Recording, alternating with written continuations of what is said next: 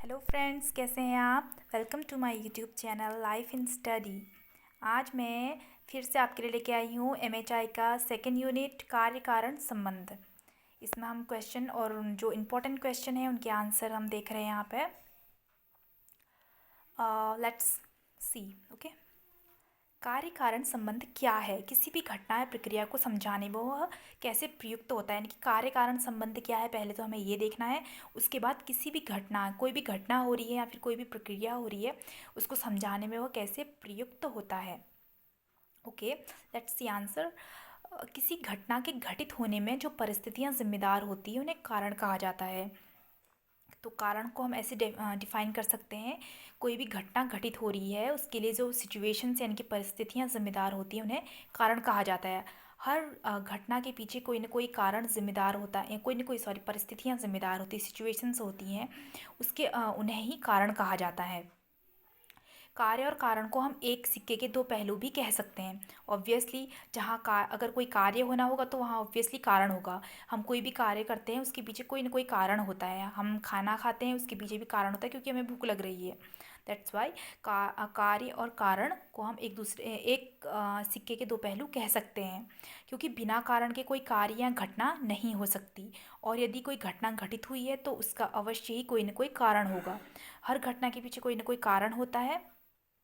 That the same. Next है इसमें E.H. Car, जो कि एक इतिहासकार हैं, उन्होंने लिखा है कि अतीत की घटनाओं को क्रमबद्धता देना तथा कारण और परिणाम के पारस्परिक संबंधों को क्रम से प्रस्तुत करना ही इतिहास है। कोई भी घटना है उसको क्रमबद्धता देने का, यानी कि क्रम से लिखना या फिर क्रम से बताना कि ये घटना इस काल में हुई थी, और इसके अलावा जो परिणाम के पारस्परिक संबंध हैं उनको क्रम से प्रस्तुत करना ही इतिहास है। उसके बाद इसमें कार लिखते हैं कि इतिहास का अध्ययन कारणों का अध्ययन है। इतिहासकारों द्वारा कारणों की खोज इसलिए की जाती है क्योंकि वर्तमान का निर्माण अतीत की नींव पर ही हुआ है। इतिहास द्वारा कारणों की खोज इसलिए की जाती है क्योंकि वर्तमान का निर्माण अतीत की नींव पर हुआ है। यानी कि अगर हमें जो पास्ट है, जो अतीत है, वो हमें पता नहीं होता तो अभी हम वर्तमान में भी नहीं होते, या फिर वर्तमान का भी हमें पता नहीं चलता कि अतीत में ये सब हुआ, अभी हम यहाँ पे हैं, या फिर ये 21वीं सदी में है। ये सब हमें पता नहीं होता जब तक कि हमें अतीत की जो भी घटनाएं हैं अगर वो हमें सही से पता नहीं होती। इस प्रकार वर्तमान का कारण अतीत है। कारणों के अभाव में किसी परिणाम की खोज इतिहास के उद्देश्यों की उपेक्षा समझी जाएगी। यानी कि इस प्रकार वर्तमान का कारण अतीत है। कारणों के अभाव में किसी परिणाम की खोज इतिहास के उद्देश्यों की उपेक्षा की जाएगी। अगर हम कारणों की खोज नहीं करेंगे, केवल परिणाम पर ही ध्यान देंगे, तो ये जो है इतिहास के उद्देश्यों की उपेक्षा मानी जाएगी। अतः इतिहासकार का उद्देश्य घटना के पीछे छिपे हुए कारण को ढूंढ निकालना है। अरस्तु ने कार्य कारण के संबंध में कहा है कि कारणों के अभाव में किसी भी घटना का होना या कार्य करना संभव नहीं है। इतिहास के प्रणेता हेरोडोटस भी कार्य कारण संबंध को सहमति देते हैं। जो इतिहास के जो प्रणेता हैं वो माना जाता है हेरोडोटस को। उन्होंने भी कहा है कि कार्य कारण संबंध को सहमति देते हैं। उन्होंने अपने एक ऐतिहासिक ग्रंथ में लिखा है कि उनकी इतिहास लेखन का उद्देश्य ग्रीक तथा बर्बर जातियों की उपलब्धियों को सुरक्षित रखना तथा पारस्परिक युद्धों के कारणों की व्याख्या करना है। यूनानी इतिहासकार थुदिदियस पर यह आरोप लगाया जाता है कि उसे कार्य कारण संबंधों का पूर्ण ज्ञान नहीं था। एक इतिहासकार, यूनानी इतिहासकार जो कि थुदिदिदेत्स हैं, थुसिदिदेत्स, ये यूनानी इतिहासकार हैं। इन पर एक आरोप लगाया जाता है कि उन्हें जो है कार्य कारण संबंधों का पूर्ण ज्ञान नहीं था। कार्य कारण संबंध की सही रूप में व्याख्या मॉन्टेस्क्यू ने की थी। उसने स्पष्ट किया कि प्रत्येक शासन के उत्थान और पतन के लिए कुछ नैतिक, भौतिक और सामान्य कारण उत्तरदायी होते हैं। जी बैरकलाफ कार्य कारण के विषय में कहते हैं कि इतिहासकार को कारणों की चिंता नहीं करनी चाहिए, उसे मात्र परिणामों पर ही ध्यान केंद्रित करना चाहिए। परंतु बैरक का यह कहना उचित प्रतीत नहीं होता, क्योंकि कारण के अभाव में खोज करना असंभव है। Yes, absolutely right. जब तक कि हम कारण नहीं जानेंगे, क्योंकि इतिहास में तो यही होता है, कारण जब तक हम नहीं जानेंगे तो उसका हमें रिजल्ट भी नहीं मिलेगा। कार्य कारण संबंध इतना घनिष्ठ है कि एक दूसरे को पृथक करना असंभव है। कार्य कारण संबंधी घटना के विषय में उदाहरण द्वारा समझाने का प्रयास किया गया है कि कारण एक परिस्थिति है जो किसी निश्चित घटना के होने के लिए अनिवार्य है, और इसे अनिवार्य इसलिए कहा जाता है क्योंकि यदि कोई कारण नहीं होगा तो न ही कोई घटना होगी और न ही उसका कोई प्रभाव होगा। यदि कोई कारण मौजूद हो तो वह एक निश्चित परिणाम देता है, यानी कि जब तक कि कोई कारण नहीं होगा, कोई रीज़न नहीं होगा हमारे पास, तब तक कि कोई घटना नहीं होगी, और उसी के पश्चात उसका कोई परिणाम भी हमें प्राप्त नहीं होगा। इसलिए हर किसी घटना के पीछे एक कारण अवश्य होता है। ठीक है फ्रेंड्स, नेक्स्ट है, इसमें वैज्ञानिक अध्ययन से पता चलता है कि विटामिन सी की कमी से स्कर्वी रोग होता है, और उन सभी व्यक्तियों को स्कर्वी रोग नहीं होता जिसमें विटामिन सी पर्याप्त मात्रा में मौजूद था।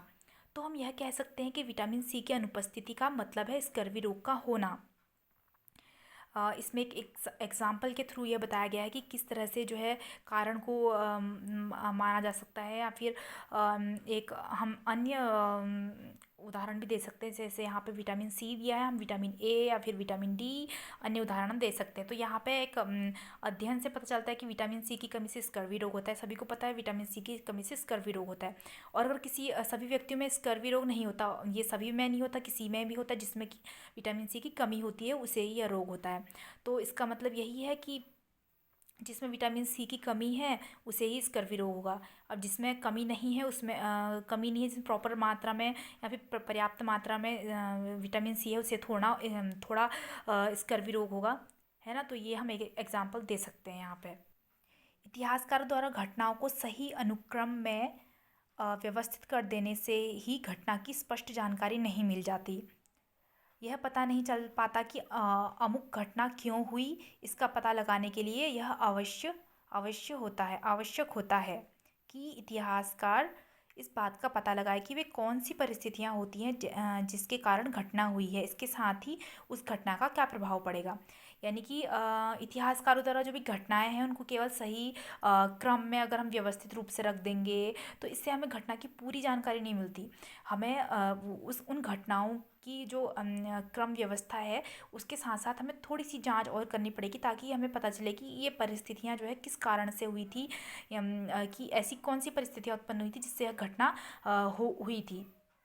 तो हमें यह करना ज़रूरी है कि जो भी परिस्थितियां हैं उनका पता लगाना बहुत ज़रूरी है, जिससे कि वो घटना का जो है क्या प्रभाव पड़ा और ये घटना कैसे हुई, इन सब की हमें जानकारी प्राप्त हो सके। तो यहाँ पे ये क्वेश्चन का आंसर यहाँ पे समाप्त होता है। हम नेक्स्ट आगे बढ़ते हैं दूसरे क्वेश्चन की ओर। नेक्स्ट है, इसमें किसी घटना के होने की व्याख्या और उसके कारण कार्य संबंध स्थापित करने के लिए इतिहास में प्रयुक्त पद्धति की चर्चा कीजिए।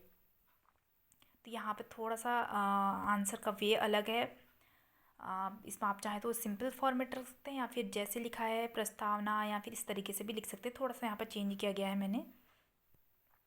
प्रस्तावना है, इतिहास में विज्ञान के अनुभववादी सिद्धांतों में व्याख्या और अनुमान एक दूसरे से जुड़े हैं। इतिहास में विज्ञान के अनुभववादी सिद्धांतों में व्याख्या और अनुमान एक दूसरे से जुड़े हैं। जहाँ एक और अनुमान है और दूसरी ओर व्याख्या है, तो दोनों ही एक दूसरे से जुड़े हुए हैं, क्योंकि अनुमान के आधार पर ही व्याख्या हो सकती है, या फिर अपने जो भी अनुभव हैं उसके आधार पर हम व्याख्या कर सकते हैं। एक को दूसरे का कारण भी माना गया है। कारण किसी घटना के होने के लिए पर्याप्त परिस्थिति है। इसका अर्थ यह है कि जहाँ कारण मौजूद होगा वहाँ आवश्यक तौर पर कोई घटना अवश्य होगी, या फिर अवश्य घटेगी। इतिहासकारों द्वारा किसी घटना के संबंध में सफल अनुमान को किसी व्याख्या की सत्यता का सूचक माना गया है। इसमें फिर है, नेक्स्ट है, कार्य कारण संबंध स्थापित करने के लिए इतिहास में प्रयुक्त पद्धति, यानी कि कौन सी पद्धति थी जिससे कारण कार्य संबंध स्थापित करने में सहायता होती थी।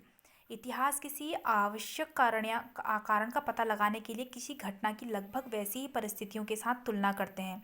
इतिहासकार किसी आवश्यक घटना का पता लगाने के लिए किसी घटना की लगभग वैसी ही परिस्थितियों के साथ तुलना करते हैं। यानी कि इतिहासकार क्या करते हैं, सपोज़ एक या दो घटनाएं हुई तो उनका जो जो भी परिस्थितियाँ उसमें आपस में हुई उनकी तुलना करते हैं एक दूसरे से। सपोज़ दो शासक हुए, अपना अपना उनका जो शासनकाल है वो रहा, तो एक दोनों शासकों की जो है तुलना करेंगे कि कौन सा शासक अच्छा था या फिर कौन सा शासक बेहतर योद्धा था। इन सब की जो है तुलना करते हैं इतिहासकार। और वैसी अनेक घटनाओं का मूल्यांकन कर यह पता लगाने का प्रयास किया जाता है कि आवश्यक असर किस वजह से हुआ। इतिहासकार किसी भी घटना से जुड़े 3 प्रश्नों का विशेष ध्यान देते हैं। 3 प्रश्नों पर विशेष ध्यान देते हैं और उत्तर ढूंढने का प्रयास करते हैं। यह प्रश्न है कब, कैसे और क्यों। जो 3 प्रश्न है ये इस पर विशेष ध्यान देते हैं, कब, कैसे और क्यों। इन प्रश्नों के उत्तर खोजने में और तदुपरांत या फिर उसके बाद उसका उनका विश्लेषण करने में इतिहासकार किसी भी जानकारी की सच्चाई तक पहुंच सकते हैं। इनकी विश्लेषण करने के लिए पहले उन्हें इन प्रश्नों के उत्तर ढूंढने होते हैं।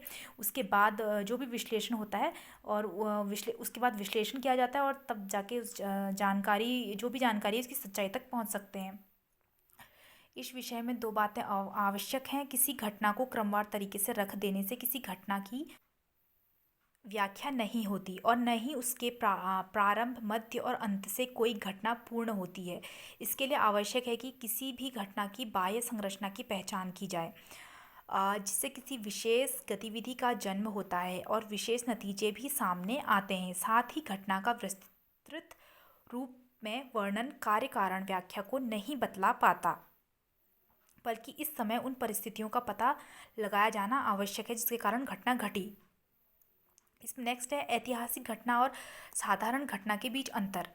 ऐतिहासिक घटना और साधारण घटना के बीच बहुत अंतर होता है। ऐतिहासिक घटनाओं में इस बात का पता लगाने का प्रयास किया जाता है कि कोई विशिष्ट घटना क्यों घटी। आवश्यक यह है कि किसी भी घटना के लिए जिम्मेदार परिस्थिति एक क्षण भी हो सकती है। इसके अलावा परिस्थितियों का एक जटिल समूह ऐतिहासिक घटनाओं को इतिहासकार द्वारा पूरी तरह से समझाया जाता है कि घटना कब, कहाँ और क्यों घटी। लेकिन इतिहासकार कभी भी भविष्यवाणी नहीं करते हैं, जबकि साधारण घटना में ऐसा कुछ भी नहीं होता। उसमें इतने जांच परख की आवश्यकता नहीं होती। यानी कि सीधा सा मतलब है कि जो ऐतिहासिक घटना है उसमें कई सारी चीज़ों का पता लगाना होता है कि ये घटना कैसे घटी, कब घटी, इसके पीछे क्या क्या कारण थे, ये ग्रुप में थी कि सिंगल घटना घटी, नॉर्मल घटना घटी। तो पहले घटना के पीछे सारे कारणों को जानना होता है और उनको क्रम से प्रस्तुत करना होता है। उसके बाद ही जो इतिहासकार हैं उनका विश्लेषण करते हैं और उसके बाद ही उसको समझाया जाता है। और इसमें कोई भी इतिहासकार पहले से कोई भविष्यवाणी नहीं कर सकता, जबकि साधारण घटना में ऐसा कुछ भी नहीं होता, उसमें इतनी जांच परख की आवश्यकता नहीं होती। उसके बाद है संदर्भ या फिर उपसंहार कह सकते हैं। कार्य कारण संबंध उद्देश्य परक होता है। यानी कि कार्य कारण संबंध जो है उसका कोई ना कोई उद्देश्य होता है, उद्देश्य परक होता है। इसमें कारण प्रारंभ में और प्रभाव कारण के बाद आता है। यानी कि एक तो प्रारंभ में जो है कारण प्रारंभ में आता है और प्रभाव कार्य कारण के बाद आता है। इतिहासकार कारण का विश्लेषण करते हुए परिस्थितियों की व्याख्या करते हैं। इतिहासकार पहले कारण का विश्लेषण करते हैं और उसके बाद परिस्थितियों की व्याख्या करते हैं जिसके द्वारा कोई वांछित प्रभाव उत्पन्न होता है। अतः सामूहिकता के भीतर किसी परिस्थिति की पहचान के द्वारा प्रभाव का पता लगाया जा सकता है। अतः व्याख्याएं हमें यह बताने का प्रयास करती हैं कि कोई भी विशेष घटना विशेष समय में क्यों घटित हुई। कोई भी घटना है, हमें ये जो हमने अभी उक्त रूप से व्याख्या की है, अभी हमने जो भी क्वेश्चन का आंसर है उसमें पूर्ण रूप से व्याख्या की है, तो इसमें हमें अंत में ये जो है लाइन लिखी हुई कि कोई भी जो व्याख्या है वह हमें यह बताने का प्रयास करती है कि कोई भी विशेष घटना विशेष समय में क्यों घटित हुई है। अगर वह विशेष समय में घटित नहीं हुई होती तो उसका जो रिज़ल्ट है, परिणाम है, वो भी हमें पता नहीं चलता या फिर उस परिणाम का जो भी परिणाम मिलता वो कुछ अलग ही मिलता। तो यहाँ पे ही क्वेश्चन का आंसर हमारा ख़त्म होता है। ओके गाइस, अगर आपको ये मेरा वीडियो अच्छा लगा हो तो प्लीज़ लाइक कीजिए, सब्सक्राइब कीजिए, शेयर कीजिए और कमेंट कीजिए और मुझे बताइए कि इसमें कौन से अभी महत्वपूर्ण क्वेश्चन हो सकते हैं या फिर होने चाहिए। उसके बाद मिलते हैं नेक्स्ट यूनिट पे। Okay bye, thank you.